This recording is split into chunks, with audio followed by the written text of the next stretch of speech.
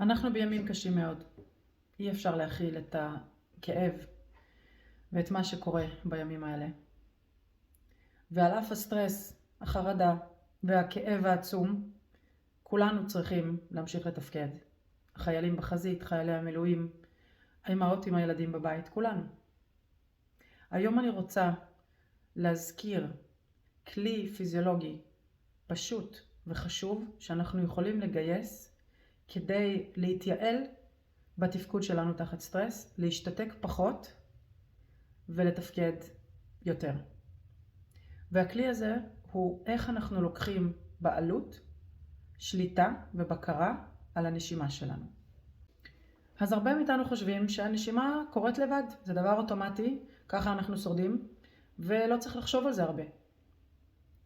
מה שאני רוצה להדגיש היום, זה שאם אנחנו לוקחים בעלות, שליטה, בקרה על הנשימה שלנו, אנחנו יכולים להחליט איזה מסר אנחנו שולחים למערכת העצבים.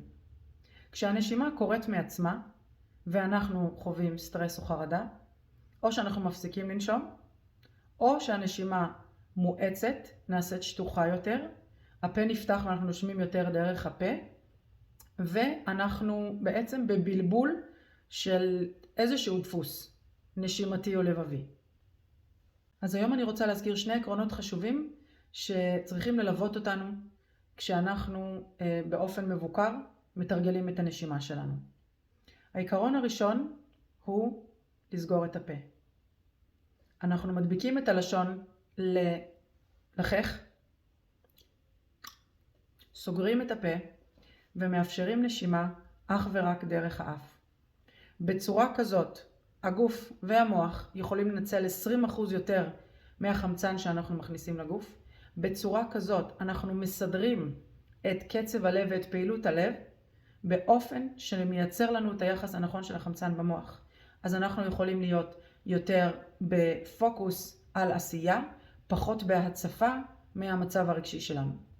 כשזה הפוך ואנחנו נושמים דרך הפה, אנחנו מבלבלים את הדפוס הנשימתי ואת הדפוס הלבבי ובתורו את הדפוס המוחי, כי אנחנו לוקחים פחות מדי, יותר מדי חמצן, ובזמנים שהם לא בעלי דפוס. במילים אחרות, באופן שהוא כאוטי ודי תואם למצב הסטרס שאנחנו חווים. אז אנחנו רוצים פה סגור, לשון דבוקה לחך ונשימה אפית. העיקרון השני הוא להאט את הנשימה. תשכחו רגע מלקחת נשימה עמוקה, אין צורך. אנחנו רוצים להאט את הנשימה פנימה ולהאט את הנשיפה החוצה. ככה אנחנו יוצאים בצורה מבוקרת ומתוך בחירה, רצף מסודר של נשימה. תבדקו מה הספירה שנוחה לכם. יש אנשים שנוח להם לנשום פנימה לספירה של 3 והחוצה 3, 4 או 5. תראו מה נוח לכם פיזיולוגית בתור התחלה, ואחר כך עם תרגול אפשר לעשות לזה סטרץ' ולהעריך את זה. כשאנחנו מתרגלים את זה בקליניקה, יחד עם המדדים הנוירופיזיולוגיים שלנו ועוקבים עם המתאמנים שלנו, אחרי השינוי במדדים האלה, אנחנו עושים את זה בצורה מאוד מסוימת, שאנחנו מאוד ממליצים גם לכם לעבוד איתה.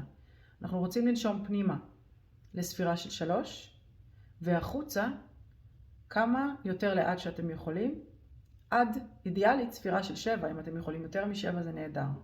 הצורה הזאת של הנשימה יש לה כמה עקרונות, אבל היא נקראת נשימת RSA.